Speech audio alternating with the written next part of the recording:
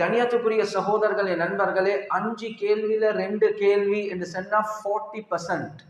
ஒரு மனிதனுடைய வாழ்க்கையில அல்லாஹ் சுப்ஹானஹு வ தஆலா ஈமான பத்தி, இபாதத்தை பத்தி, முஆஷராத்தை பத்தி, அஹ்லாக்க பத்தி அல்லாஹ் நிச்சயமாக கேட்பான். ஆனா 40% உங்களோட கேள்வி நீங்க எப்படி சம்பாதிச்சீங்க, எப்படி செலவழிச்சீங்க என்பதுதான்.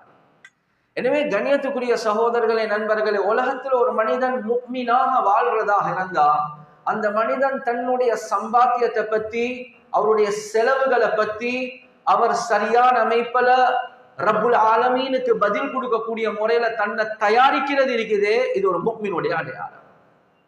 கண்ணியத்துக்குரிய சகோதரர்களே, நண்பர்களே, அந்த அடிப்படையில ரசூலுல்லாஹி ஸல்லல்லாஹு அலைஹி வஸல்லம் அவர்கள் எங்களுக்கு ஈமான மட்டுமல்ல, எங்களுக்கு இபாதத்தை மட்டுமல்ல, எங்களுக்கு முஆஷராத்தை மட்டுமல்ல, எங்களுக்கு முஆமலாத், குலுக்கல் வாங்கலுடைய விஷயங்களை தெளிவாக படிச்சிருந்தாங்க.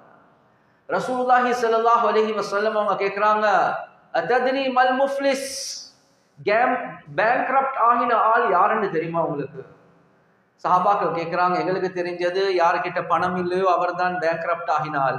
ரசூலுல்லாஹி ஸல்லல்லாஹு அலைஹி வஸல்லம் அவங்க சொன்னாங்க, இல்ல, கியாமத்துடைய நாள் ஒரு மனிதன் மலைகளை போல அமல்களை கொண்டு வருவார்.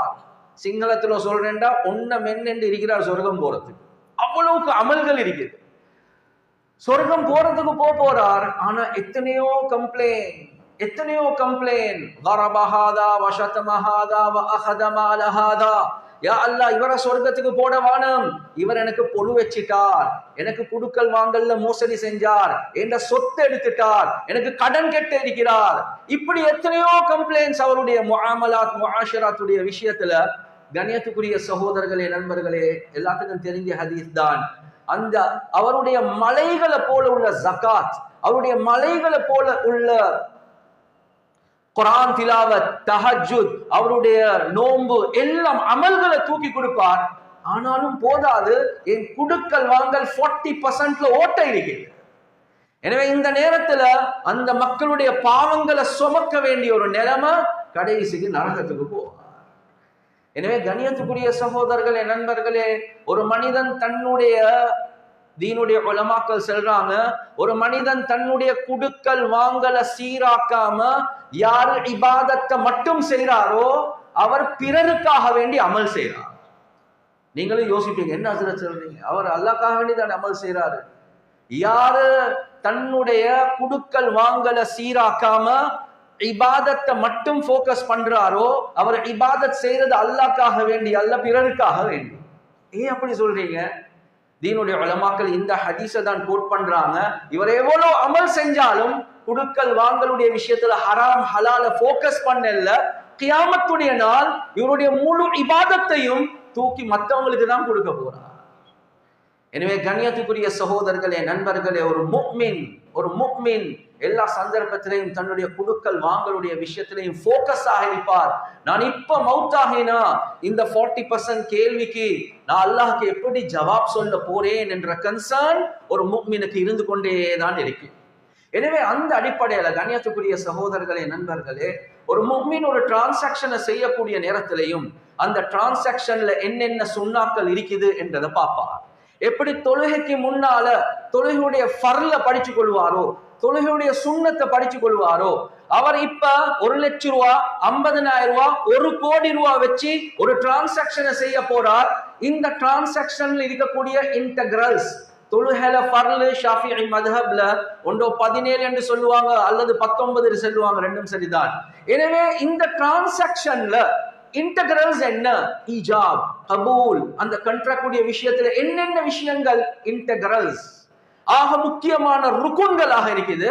அதே மாதிரி எப்படி தொழுகைல ஃபாத்திஹா ஃபர்லு, இன்னொரு சூரா சுன்னத் என்று இருக்குதோ, நான் செய்யக்கூடிய இந்த கமர்ஷியல் டிரான்சாக்ஷன்ல என்னென்ன சுன்னாக்கள் இருக்குது என்றதை அவர் படிச்சு கொள்வார்.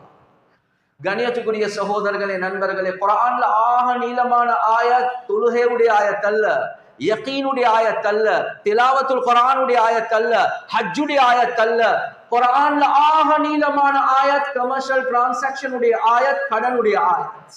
அந்த கடன்ல என்னென்ன சுன்னாக்கள் நீங்க ஹயாத்தாக்கணும் என்பதை தெட்ட தெளிவாக யா ரசூலுல்லாஹ் நீங்க சொல்ல வானம், முழு உம்மத்துக்கும் முழு மனித சமுதாயத்துக்கும் ரப்புல் ஆலமீன் காட்டுறான். யார் நீங்க சொல்ல வானம் உங்களோட வாயால ஏண்ட கலாம்ல ஆக நீளமான ஆயத்தாக நான் கடலுடைய ஆயத்தாக்குறேன் என்பதாக அல்லாஹ் காட்டுறான்.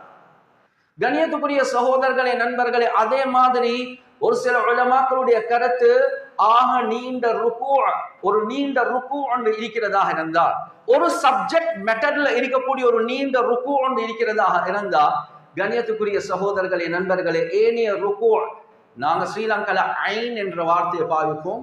சரியான வார்த்தை ருக்குவும் தான், ஐனும் தான்.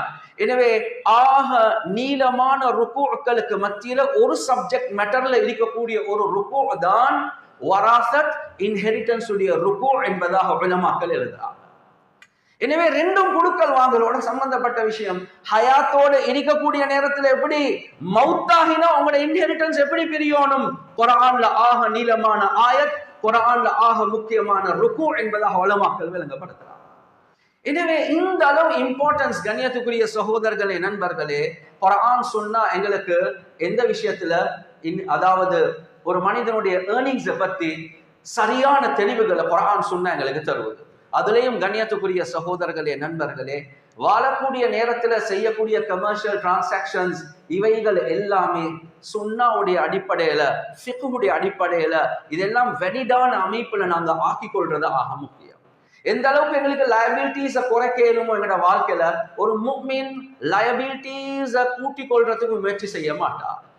டெஃபினெட்லி ஆன்கோயிங் பிசினஸ் ஒன்று இருந்தால் லயபிலிட்டிஸ் இருக்கத்தான் செய்யும். ஆனா எல்லா சந்தர்ப்பத்திலேயும் அந்த லயபிலிட்டிஸை கவர் பண்ணக்கூடிய அமைப்புல ஏற்பாடுகளை செஞ்சு கொண்டுதான் ஒரு முஃமின் இருப்பார்.